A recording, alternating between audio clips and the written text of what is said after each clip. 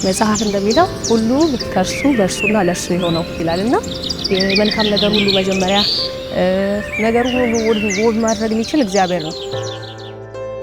አቤኒ በዚህ አጋጣሚ እንኳን ደስ አለችን የመሰለችን ታግኝተሃልና እህት አልኩኝ ይቅርታ ሚስት እግዚአብሔር ሰጥቶሃልና ብቻ ዊሽ ማድረግላችሁ እግዚአብሔር ቤታችሁን የበረከት ቤት ያድርገው።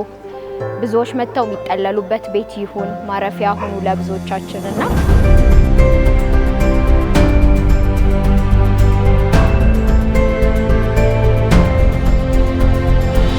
በባህላችን መሰረት ልጃችሁ ቃል ኪዳን ሚሊዮን ለልጃችን አቤኔዘር ዘሪሁን እንድትሰጡን ይሄን ለመጠየቅ ነው መጣን።